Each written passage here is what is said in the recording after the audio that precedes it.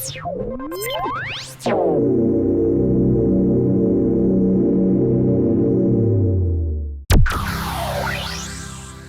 teman-teman, kita bertemu kembali lewat channel ini untuk membahas kembali pelajaran sekolah Sabat di awal tahun 2023 ini, tahun yang baru.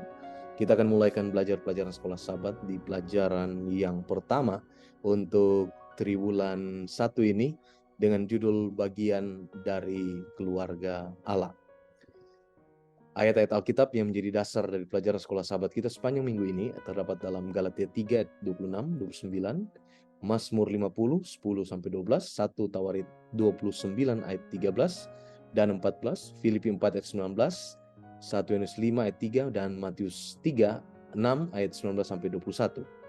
Dan ayat hafalannya terdapat di dalam 1 Yohanes 3 ayat 1. Lihatlah betapa besarnya kasih yang dikaruniakan Bapa kepada kita, sehingga kita disebut anak-anak Allah. Kita akan lihat dalam pelajaran sekolah Sabat sepanjang pekan ini bahwa ada satu hubungan yang sangat menakjubkan antara orang-orang Kristen dengan Allah mereka yang memberikan kepercayaan kepada mereka untuk mengatur semua milik Allah di bumi. Sejak awal daripada sejarah manusia, Allah secara eksplisit mendelegasikan pemeliharaan ciptaan yang tidak ada cacatnya kepada Adam dan Hawa nenek moyang kita. Mulai dari memberi nama binatang-binatang, memelihara taman itu, memenuhi dunia ini dengan anak-anak, dan Allah memberitahu bahwa kita sedang bekerja untuk Dia. Dia juga memberkati kita, saudara dan saya, dengan sumber daya. Namun kitalah orang-orang yang dipercaya untuk mengelolanya. Seperti mengumpulkan uang, menuliskan cek, melakukan transfer elektronik, membuat anggaran belanja, atau membawa persepuluhan dan persembahan kita ke gereja pada setiap hari Sabat pagi. Allah mendorong kita untuk menggunakan semua sumber daya yang Dia telah berikan kepada kita untuk memenuhi keperluan kita sendiri, keperluan orang lain, dan untuk mengembangkan pekerjaannya. Luar biasa kelihatannya, saudaraku. Kitalah yang Allah percaya untuk memelihara anak-anaknya, membangun bangunannya, dan mendidik generasi selanjutnya. Dalam pelajaran pekan ini kita coba akan menelaah kesempatan dan tanggung jawab kita menjadi bagian daripada keluarga Allah. Kita adalah bagian dari keluarga Allah. Itu yang perlu kita yakini, kita sadari bahwa saudara dan saya ini adalah bagian daripada keluarga Allah. Itu sebabnya aku sujud kepada Bapa, dan daripadanya semua turunan yang ada di sorga dan di atas bumi menerima namanya. Efesus 3 ayat 14 dan 15. Gambaran apakah yang muncul dari ayat ini dan pengharapan apakah yang ditemukan di sana? Pada awal pelayanan Yesus, Dia mengatakan, karena itu berdoalah demikian, Bapa kami yang di sorga, dikuduskanlah namamu, Matius 6 ayat 9. Kemudian Dia mengulangi doa yang sama secara pribadi kepada murid-muridnya. Yesus mengatakan kepada kita untuk memanggil Bapanya, Bapa kami di sorga. Ketika Yesus bertemu dengan Maria setelah kebangkitannya, Maria ingin memeluknya. Yesus berkata kepadanya, janganlah engkau memegang aku, sebab aku belum pergi kepada Bapa. Tetapi pergilah kepada saudara-saudaraku dan katakanlah kepada mereka bahwa sekarang aku akan pergi kepada Bapakku dan Bapamu, kepada Allahku dan Allahmu. Yohanes 20 ayat 17. Jadi karena kita memiliki Bapa yang sama dengan Yesus, Dia adalah saudara kita, dan kita semua adalah saudara-saudarinya di dalam Tuhan. Yesus menjadi anggota keluarga di dunia, sehingga kita dapat menjadi anggota-anggota keluarga surgawi. Keluarga di sorga dan keluarga di bumi adalah satu adanya. Demikian kata Ellen White di dalam buku Alpha Omega jilid 6 halaman 493. Kalau kita membaca Keluaran 3 ayat 10, Keluaran 5 ayat 11 ayat 1, Galatia 3 ayat 26 dan 29, maka kita akan menemukan dalam ayat-ayat itu yang menyatakan bagaimana Allah berhubungan dengan kita sebagai manusia. Dan ini haruslah suatu hubungan yang menggembirakan. Berbeda dari pandangan tentang penciptaan yang menyatakan kita hanya semata-mata produk hukum alam yang dingin dan tidak dipedulikan. Kitab suci tidak hanya mengajarkan bahwa Allah itu ada, tetapi Dia mengasihi kita. dan berhubungan dengan kita dalam cara yang penuh kasih, sehingga gambaran mengenai keluarga sering digunakan dalam kitab suci untuk menggambarkan hubungan itu. Apakah Yesus menyebut orang Israel umatku, atau kita anak-anak Allah, atau merujuk kepada Allah sebagai Bapa kita? Poinnya tetaplah sama, yaitu Allah mengasihi kita. Sebagaimana anggota keluarga seharusnya mengasihi satu sama lain, sungguh satu kabar baik di tengah-tengah dunia yang di dalam dan dari dunia itu sendiri bisa sangat bermusuhan. Coba kita bayangkan satu dunia di mana kita memperlakukan semua orang seperti keluarga. Dan apa yang terjadi kalau itu bisa kita lakukan? Kita akan belajar untuk bagaimana berhubungan lebih baik lagi dengan semua orang yang ada di sekitar kita. Allah adalah pemilik segala sesuatu. Kalau kita melihat di dalam Mazmur 50 ayat 10 sampai 12, kemudian Mazmur 24 ayat 1, 1 Tawarit 29 ayat 13 dan 14, Hagai 2 ayat 8, maka kita akan menemukan pekabarannya itu di dalam ayat-ayat tadi. Dan kita akan melihat arti sebenarnya daripada kebenaran itu dan bagaimana kita memiliki hubungan di dalamnya. Buku 1 Tawarit mulai pasal 17 ini mencatat mengenai kerinduan Raja Daud untuk membangun sebuah rumah bagi Allah. Dia berbagi kerinduan itu dengan Nabi Nathan, yang kemudian direspon oleh Nathan, lakukanlah segala sesuatu yang ada di dalam kandungan hatimu, sebab Allah menyertai engkau. 1 Tawarit 17 ayat 2. Tetapi malam itu firman Tuhan datang kepada Nathan dan memerintahkannya untuk mengatakan kepada raja bahwa karena dia adalah seorang yang selalu berperang, dia tidak dapat membangun rumah Allah. Anaknya yang akan mengerjakannya. Daud bermohon jika ia dapat paling sedikit menggambar rencana dan menyediakan bahan-bahan bangunan itu. Ketika permohonan Daud diizinkan, dia menghabiskan sisa kehidupannya mengumpulkan dalam jumlah yang sangat besar batu yang dipahat, kemudian kayu aras, emas, besi, kuningan, dan lain sebagainya. Jadi manakala semua bahan bangunan telah disediakan dan dikumpulkan di tempat pembangunan, Daud memanggil seluruh pemimpin Israel untuk berkumpul untuk sebuah upacara pujian dan ucapan syukur kepada Tuhan yang telah memberikan itu semua. Di dalam 1 Tawarit 29, 13 dan 14, pada doa umum Daud, dia menyatakan di sana apakah yang dia doakan adalah sumber yang nyata dari semua bahan bangunan yang dia dan bangsa itu telah sediakan untuk menghabiskan waktu dan uang. Tentu saja intinya dia akan berkata kepada Allah, kami benar-benar tidak dapat mengambil kredit untuk semua bahan-bahan khusus ini, oleh karena kami hanya mengembalikan barang kepunyaan. Ini patut kita contoh di dalam kehidupan kita setiap hari ketika kita senang untuk memberikan bantuan kepada gereja untuk program-program kerja gereja. Poinnya ini penting untuk kita semua, apakah kita kaya atau miskin, karena Allah pada mulanya menjadikan segala sesuatu. Dia adalah pemilik yang sesungguhnya untuk segala sesuatu yang ada. Termasuk apa saja yang kita miliki, tidak peduli seberapa keras, seberapa rajin, seberapa jujur kita telah bekerja untuk mendapatkannya. Jika bukan karena Allah dan kasih karunia-Nya, kita tidak akan memiliki apa-apa. Kita tidak akan menjadi siapa-siapa. Bahkan kita tidak akan ada. Jadi kita harus terutama selalu hidup dengan kesadaran bahwa Allah pemilik semua yang ada, dan oleh memuji dan berterima kasih kepadanya semua atas semua kebaikannya untuk kita, kita dapat menjaga kebenaran penting di depan kita.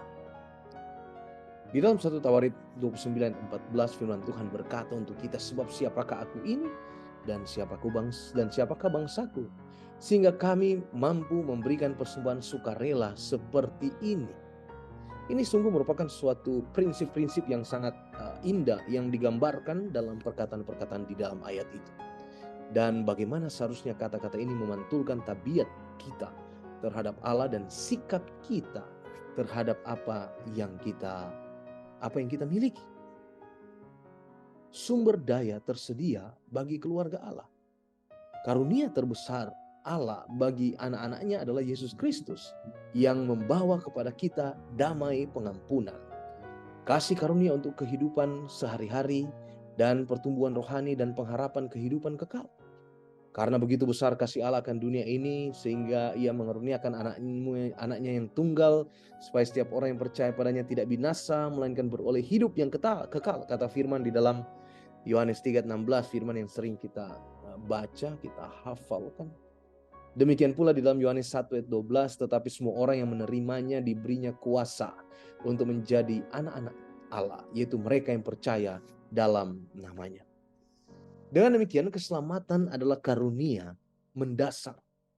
Karena tanpa karunia ini, apalagi yang dapat kita peroleh dari Allah yang benar-benar penting untuk jangka panjang. Apa saja yang mungkin kita miliki di sini, suatu hari nanti kita pasti mati dan pergi, dan akankah semua orang akan mengingat kita? Dan apapun hal baik yang kita lakukan akan dilupakan juga.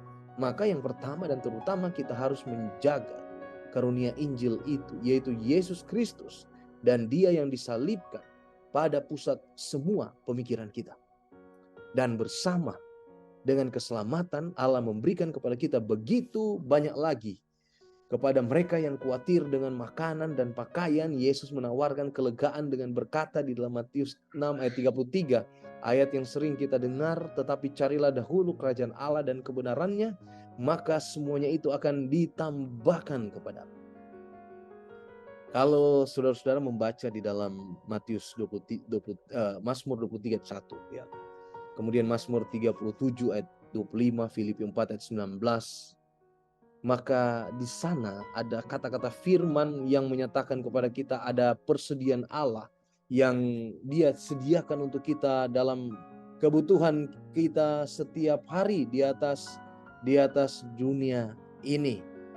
Jadi manakala Yesus berbicara kepada murid-muridnya sebelum Ia pergi, Dia mengaruniakan karunia Roh Kudus untuk menghibur mereka. Di dalam Yohanes 14 ayat 15-17, firman Tuhan berkata, jikalau kamu mengasihi aku, kamu akan menuruti segala perintah-perintahku. Aku akan minta kepada Bapa, dan Ia akan memberikan kepadamu seorang penolong yang lain, supaya Ia menyertai kamu selama-lamanya, itu Roh kebenaran. Dunia tidak dapat menerima Dia, sebab dunia tidak mengenal Dia, dan dunia tidak melihat Dia dan tidak mengenal Dia. Tetapi kamu mengenal Dia, sebab Ia menyertai kamu dan akan diam di dalam kamu. Ia akan memimpin kamu ke dalam seluruh kebenaran. Yohanes 16 ayat 13. Kemudian Roh itu sendiri memberikan karunia-karunia rohani yang ajaib kepada anak-anak Allah. Singkatnya, Allah yang di dalam Dia kita hidup, kita bergerak, kita ada. Allah yang memberikan hidup dan nafas dan segala sesuatu kepada semua orang, telah memberikan kepada kita eksistensi, janji keselamatan, berkat-berkat materi, dan karunia-karunia rohani agar menjadi berkat bagi orang lain. Sekali lagi, apa saja kepemilikan materi yang kita punya, apa saja karunia atau talenta yang diberikan kepada kita sebagai berkat, kita berutang dalam segala hal kepada Sang Pemberi dalam hal kita menggunakan karunia-karunia itu. Tanggung jawab anggota keluarga Allah itu seperti apa? Kalau kita berbicara tanggung jawab, maka kita semua telah menikmati berkat-berkat rohani dan jasmani, termasuk berbagai karunia yang Allah berikan kepada kita. Betapa menyenangkan mengetahui bahwa kita ini adalah bagian daripada keluarga itu. Di dalam Ulangan 6 ayat 5 dan Matius 22:37, kita lihat di sini bahwa bagaimana kita akan mengasihi Allah dengan segenap hati kita dan segenap jiwa dan akal budi kita. Cukup menarik. Kitab suci memberikan kita jawaban, dan jawaban itu tidak seperti yang banyak orang harapkan. Kalau kita membaca ulang Ulangan 10 ayat 12 dan 13, 1 Yohanes 5 ayat 3, berbicara secara alkitabiah, apakah respon kita yang tepat dalam hubungan kita dengan Bapa kita yang di sorga. Memelihara hukum, menuruti perintah-perintahnya. Sangat disayangkan bagi banyak orang Kristen ide penurutan hukum. Teristimewa hukum keempat adalah legisme. Dan mereka menyatakan bahwa kita dipanggil hanya untuk mengasihi Allah dan untuk mengasihi sama manusia seperti diri sendiri.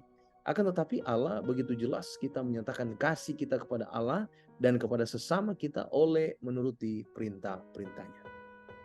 1 Yohanes 5 ayat 3 firman Tuhan berkata, sebab inilah kasih kepada Allah, yaitu bahwa kita menuruti perintah-perintahnya.